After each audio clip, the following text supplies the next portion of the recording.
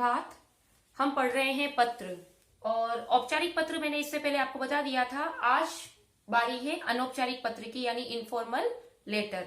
Informal letter क्या होता है? इनफॉर्मल लेटर यानी अनौपचारिक पत्र वह होता है जो हम अपने सगे संबंधियों, अपने परिवार वालों, अपने भाई, अपने मित्र, अपने रिश्तेदारों को लिखते हैं। और फॉर्मल लेटर, औपचारिक पत्र क्या था? वो हम हमारे अधिकारी, कोई अधिकारी है, प्रधानाचार्य को, जिससे हमारा कोई रिलेशन नहीं है, व्यक्तिगत, हमारा स्वयं का खुद का निजी, वो होते हैं फॉर्मल लेटर। तो जिनसे, जो हमारे परिवार वाले होते हैं, हमारे रिश्तेदार होते हैं, जो हमारे भाई बंधु होते हैं, जो हमारे मित्र होते हैं, उन्हें जो पत्र लिखा जाता है वो कहलाता है अनौपचारिक पत्र। अब अनौपचारिक पत्र का ये फॉर्मेट मैं आपको बता रही हूँ, इसी के अकॉर्डिंग ये पत्र चलता है, उसके बाद पत्र बताएंगे।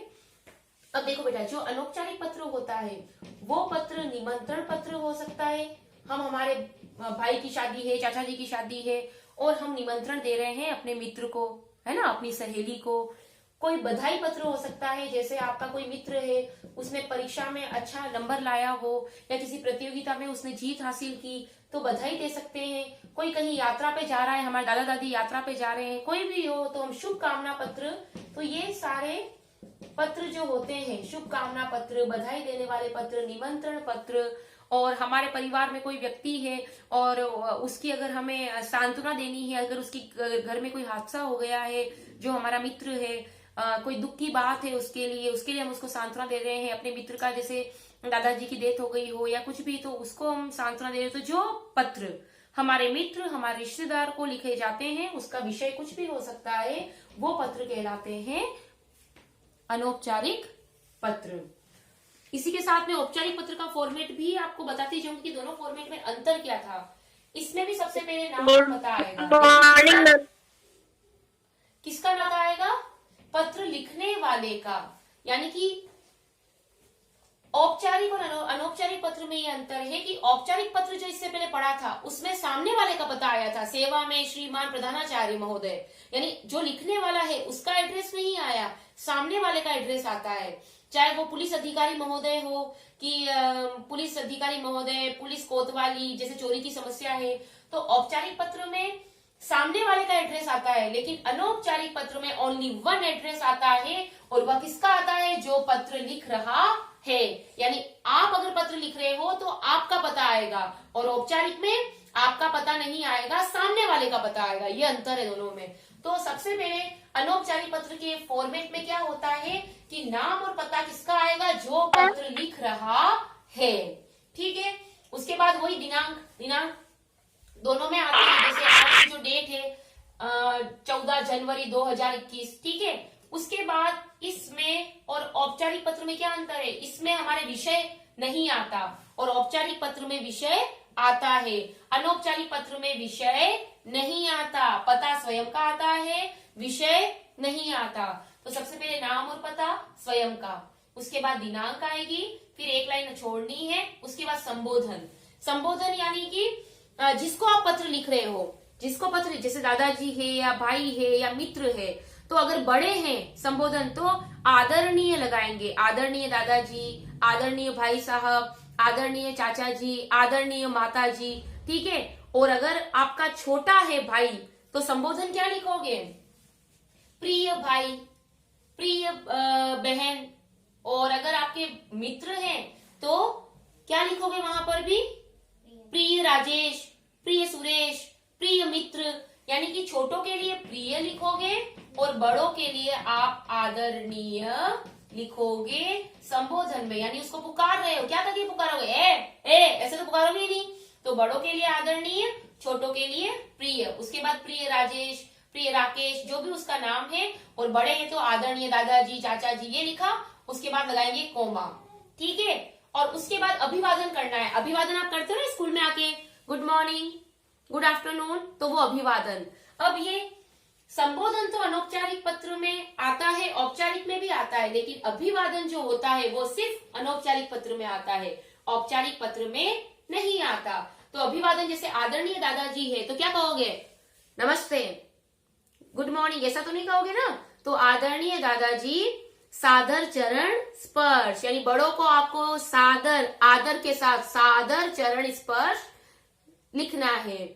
और छोटे हैं तो जैसे छोटा भाई को आप पत्र लिख रहे हो तो प्रिय राकेश खुश रहो, या तो आशीर्वाद दे दो खुश रहो अभिवादन में, या फिर और मित्र है आपका तो प्रिय राकेश सस्नेह नमस्कार, यानी अभिवादन देना है गुड मॉर्निंग की तरह। बड़े हैं तो सादर प्रणाम, छोटे हैं तो खुश रहो, और आपके मित्र हैं तो सस्नेह नमस्कार। ये 3 याद कर लेना, ठीक है। उसके बाद ये संबोधन और अभिवादन हो गया। अब 1 लाइन छोड़नी है आपको और आपकी आ जाएगी विषय वस्तु, यानी कि आपका बॉडी ऑफ लेटर। और लास्ट में आपका आएगा वही आपका जो संबंध है सामने वाले से, वो आपका आ जाएगा आपका पुत्र, आपका पौत्र जिसको लेटर लिख रहे हो, आपका मित्र अगर छोटा है तो तुम्हारा भाई, आप भी छोटे हो सकते हो। अगर बड़े भाई को लिख रहे हो लेटर तो भी आदरणीय, यानी बड़े को लिखने के लिए आदरणीय शब्द लगाना है। अब संबोधन में और छोटे को प्रिय लगाना है, ठीक है। प्रिय राकेश, प्रिय आदरणीय दादाजी चाचा जी जो भी है। और अभिवादन छोटे को लिखना है खुश रहो, छोटे हैं, लेकिन मित्र को आशीर्वाद तो नहीं दोगे ना, मित्र के लिए लिखोगे सस्नेह नमस्कार अभिवादन में, ठीक है। और बड़े हैं सादर चरण स्पर्श। अब विषय वस्तु की जहां तक बात आती है, अब यहाँ पर जो संबंध है वो लिख देना, तुम्हारा भाई, तुम्हारा आपका पोता, आपका प्यारा बेटा, आपका प्यारा भाई, आप तुम्हारा अभिन्न मित्र, तुम्हारा अभिन्न मित्र, अभिन्न यानी जो सबसे जुदा हो, सबसे अच्छा हो, तुम्हारा मित्र, और अपना नाम। यहाँ कक्षा नहीं आएगी, ये फॉर्मल लेटर नहीं है, ठीक है। अब देखो क्या क्या बताया मैंने फॉर्मेट में। सबसे पहले पता, नाम और पता लिखने वाले का, ठीक है। उसके बाद दिनांक, उसके बाद संबोधन, अभिवादन, विषय वस्तु, और लास्ट में जो आपका रिलेशन है तुम्हारा का जो भी। अब इसमें और औपचारिक पत्र में अंतर क्या था? औपचारिक पत्र में नाम और पता आएगा सामने वाले का, इसमें खुद का, नाम दोनों में आती है। औपचारिक पत्र में विषय आता है, अनौपचारिक पत्र में विषय नहीं आया। इसमें संबोधन आता है, उसमें भी संबोधन आता है, लेकिन इसमें अभिवादन आता है, औपचारिक पत्र में नहीं आता, ठीक है। और यहाँ पर धन्यवाद आता है औपचारिक पत्र में, लेकिन इसमें नहीं आता। और विषय वस्तु तुम्हारा जो भी है, ठीक है। पत्र हमेशा बाईं ओर से ही स्टार्ट करना है। खेल कूद प्रतियोगिता में पुरस्कार पाने पर पुत्र को बधाई पत्र, यानी कि खेल कूद प्रतियोगिता में पुत्र को बधाई पत्र लिखना है, यानी इनफॉर्मली हुआ ना, पिता लिख रहा है। पुत्र को कौन लिखेगा? पिता ही लिखेगा, यानी कि वो हॉस्टल में रहता होगा या तो पुत्र, और उसने खेल कूद में, या फिर पिताजी कहीं बाहर होंगे और बेटे ने सफलता हासिल की है तो उसको बधाई दे रहे हैं। तो सबसे पहले नाम का किसका आएगा? खुद का, आपका स्वयं का। जब आप लेटर लिखे तो आपके घर का पता लिखना, 2 लाइन में आपका पता होना चाहिए। जैसे 150, जैसे इसमें दे रखा है 150, चित्रकूट नगर। आप यहाँ पर आपका पता लिख सकते हैं 150 या 250, A47। ए ऐसे नहीं लिखना है आपको, ए हिंदी में ही लिखना है, A47 कुछ भी। और शास्त्री नगर, आजाद नगर, बापू नगर। और उसके बाद जैसे आप रहते हैं भीलवाड़ा, तो यहाँ भीलवाड़ा, यानी स्वयं का पता जहां से लेटर लिख रहे हो। अगर क्वेश्चन के अंदर पता दे रखा है कि आप जयपुर निवासी, चित्रकूट निवासी राजेश है, राकेश है, राहुल है, और अपने पुत्र को बधाई पत्र लिखिए, ठीक है। तो 150 चित्रकूट नगर, जयपुर। मैं जयपुर की रहने वाली हूँ तो जयपुर जैसे। ये आपका आ गया एड्रेस, समझ में आ गई बात? आपका आ गया एड्रेस, पूर्ण विराम लगाना है, एड्रेस आएगा यानी आपका पता। कई लोग नाम भी लिखते हैं कि नाम नीचे आ जाएगा, जरूरी नहीं, आपको तो पता लिखना है। आपका पता आ गया, ठीक है। इसके बाद आपको लगानी है दिनांक, जिस दिन लेटर लिख रहे हो, 14 जनवरी 2021 ऐसे लिखनी है डेट। उसके बाद विषय आता है? नहीं आता, तो उसके बाद आप डायरेक्ट जाओगे संबोधन पे। तो ऐसे लिखोगे क्या संबोधन? नहीं, आप संबोधन लिखोगे। जैसे आप किसको लिख रहे हो? पुत्र को बधाई पत्र लिख रहे हो ना, तो क्या लिखोगे? प्यारे,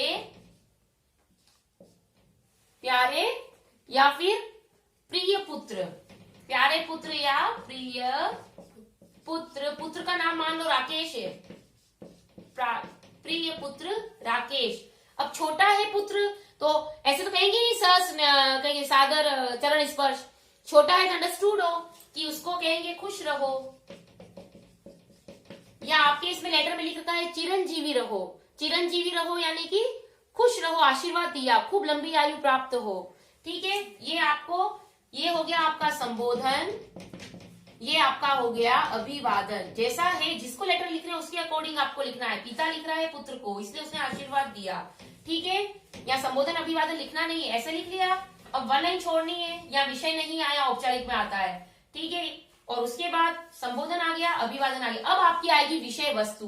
देखो बेटा, ये लेटर इनफॉर्मल है, तो इसकी जो बॉडी ऑफ लेटर होगा वो आपको बनाकर लिखनी है। जैसे मैं कुछ बता देती हूँ, अगर बधाई पत्र है, निमंत्रण पत्र है, तो मैं यहाँ खुश हूं, आशा करता हूं कि तुम भी वहां प्रसन्नचित्त होंगे, या मैं यहाँ खुश हूं और आशा करता हूं कि तुम भी वहां खुश होंगे। या फिर ऐसे शुरुआत करो, आपका पत्र मिला, या जैसे बेटे का पत्र मिला। पिता लिख रहा है ना बधाई पत्र, तो पिता को कहीं से तो जानकारी मिली होगी ना कि बेटे ने पुरस्कार पाया है खेलकूद प्रतियोगिता में। तो अब इसमें अलग लैंग्वेज है, मैं आपको सिखा रही हूँ, वो लैंग्वेज आप यूज करना। देखिए, जैसे कि तुम्हारा पत्र मिला, मुझे जानकर बहुत खुशी हुई कि तुमने प्रतियोगिता में, खेल कूद प्रतियोगिता में प्रथम स्थान प्राप्त किया है। ये लाइन लिखी, इन्फॉर्म किया उसको। और जब बधाई पत्र होता है तो बधाई सबसे लास्ट में नहीं देनी है, सेकंड लाइन या थर्ड लाइन में हमारी बधाई आ जानी चाहिए। यानी कि सारी रामायण गा दी और लास्ट में आप बधाई दे रहे हो, नो। जैसे तुम्हारा पत्र मिला, जानकर बड़ी खुशी हुई कि तुमने खेल कूद प्रतियोगिता में प्रथम स्थान हासिल किया है। ये मैं मेरे मन से बना रही हूँ, ठीक है।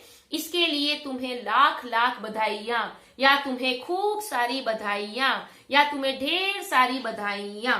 अब उसके बाद जैसे इस विजय के लिए तुम्हें मेरी तथा तुम्हारी माँ की ओर से बधाई। इसमें लास्ट में लिखी है बधाई, लेकिन आपको सेकंड लाइन में ही लिखनी है, बधाई ऊपर ही दे दिया करो।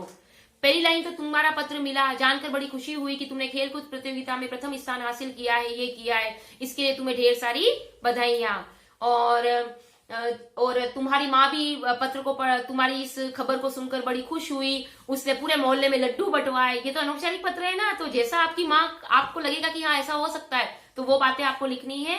और मैं ईश्वर से प्रार्थना करता हूं कि तुम इसी तरह आगे से आगे बढ़ते रहो और सफलता अर्जित करते रहो। एक मित्र लिख रहा है दूसरे मित्र को, तो भी वो भी ये चीज लिख सकता है कि मैं यहाँ खुश हूँ, आशा करता हूँ तुम वहां खुश होंगे, और मुझे पता चला कि तुम्हें इस प्रतियोगिता में अच्छा स्थान प्राप्त किया, इसके लिए तुमको बहुत सारी बधाइयां।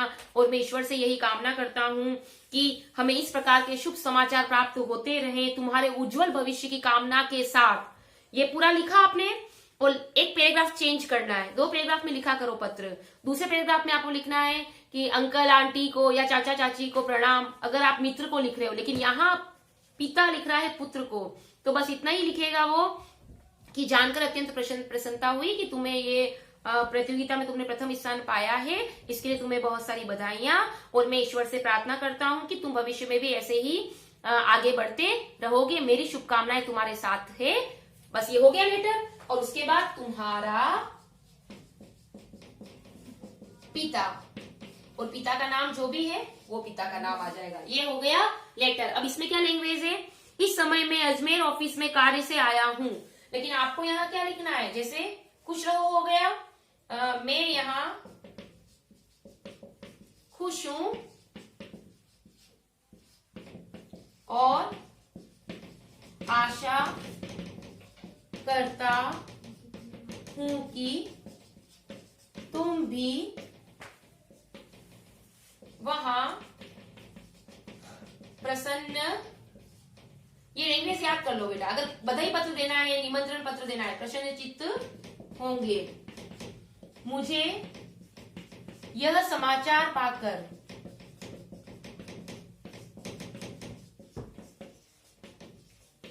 अत्यंत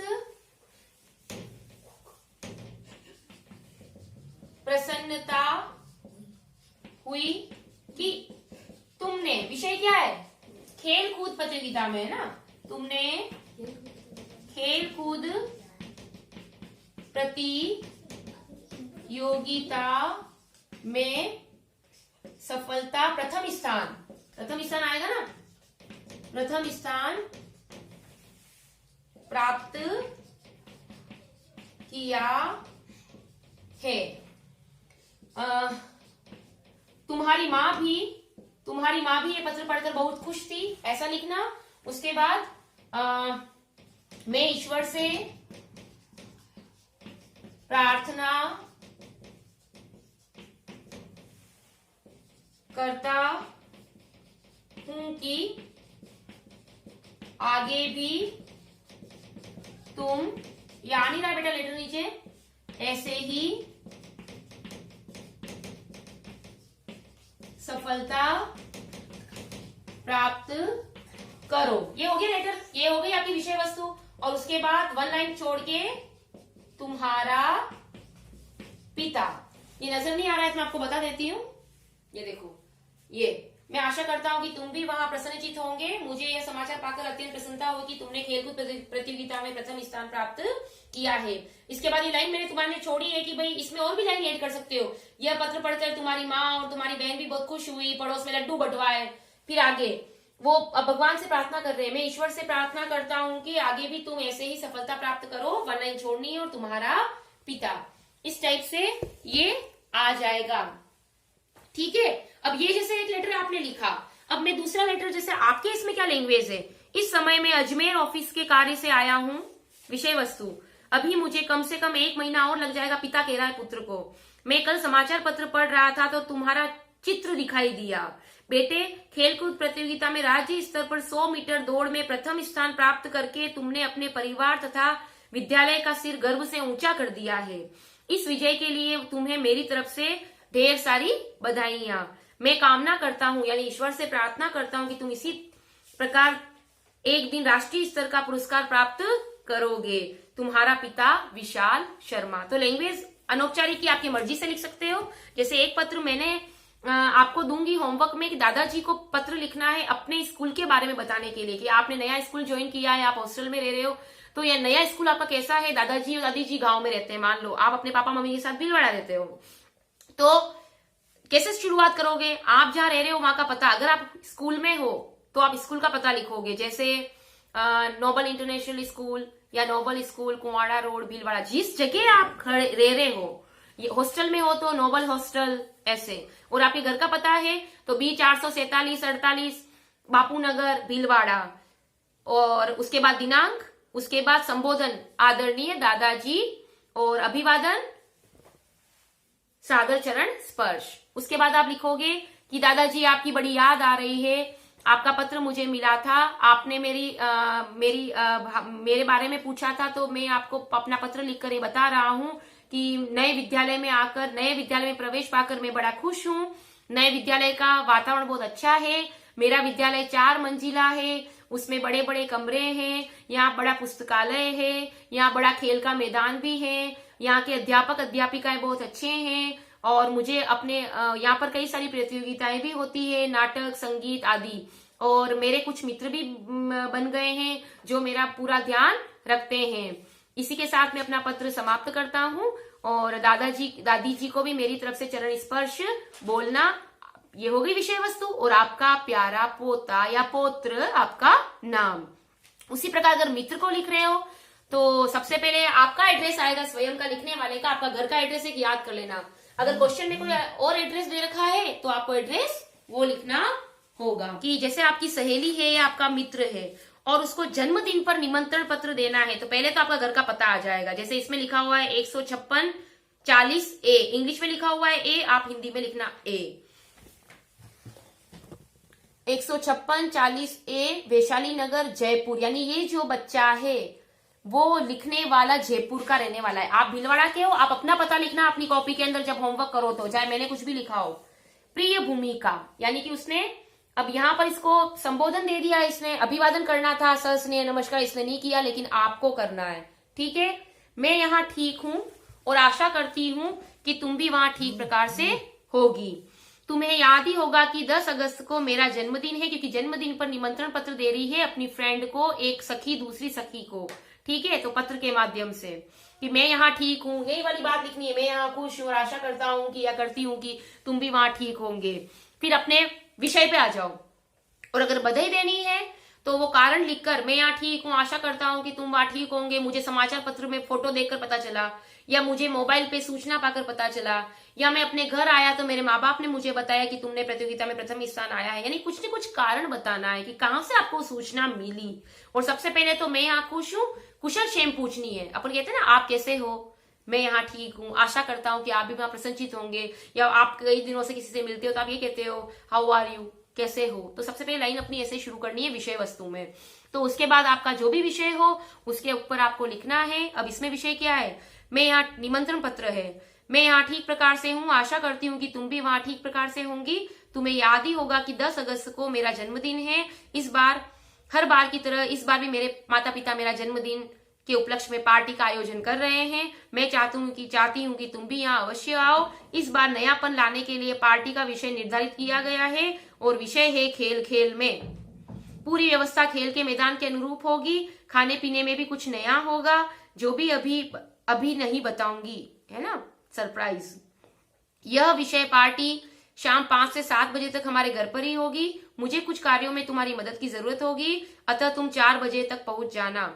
अपने माता पिता को मेरा प्रणाम कहना। यानी कि लास्ट में जब एंडिंग होती है, अगर अपने मित्र को आप पत्र लिख रहे हो, अपनी सखी को लिख रहे हो, या अपने भाई को लिख रहे हो, अगर आप कहीं बाहर रह रहे हो, तो लास्ट में अपने बड़ों को प्रणाम कहना और छोटों को स्नेह कहना ना भूले। तो लास्ट की लाइन, जैसे इसमें तो मैंने नहीं लिखी, करता हूं कि आगे भी तुम ऐसे ही सफलता प्राप्त करोगे। लेकिन अगर आपका मित्र है, ये तो अपने आप ही पिता है, तो पिता तो लिखेगा ही नहीं कि तुम्हारे छोटे भाई को, बहन को स्नेह कहना, क्योंकि पिता तो अपने परिवार के साथ है, बेटा बाहर रह रहा है। ठीक है, तो अगर आप अपने मित्र को पत्र लिख रहे हो, अपने छोटे भाई को लिख रहे हो, आप कहीं बाहर रहते हो, तो लास्ट में माता जी को प्रणाम, चाचा जी को प्रणाम, अंकल आंटी को प्रणाम, जो रिलेशन है सामने वालों से, और बिट्टू को स्नेह, बिट्टू को प्यार, गोलू मोलू को प्यार, है ना। छोटे छोटे बच्चे अगर हैं घर में, अपने मित्र के बच्चे, अपने भी तो भाई बहन हुए छोटे छोटे, और उसके बाद तुम्हारा मित्र, तुम्हारा भाई, ऐसे आपको लेटर लिखना है। अब एक पत्र जैसे आगे आ गया आपके, मान लो शादी के लिए आपको इनविटेशन देना है, तो सबसे पहले मैंने मेरा एड्रेस लिखा, फिर दिनांक लिखी, मैं मेरे मित्र को लिख रही हूँ, है ना। प्रिय गीता, सस्नेह नमस्कार, मैं यहाँ खुश हूँ और आशा करती हूँ कि तुम भी वहां प्रसन्नचित्त होंगे।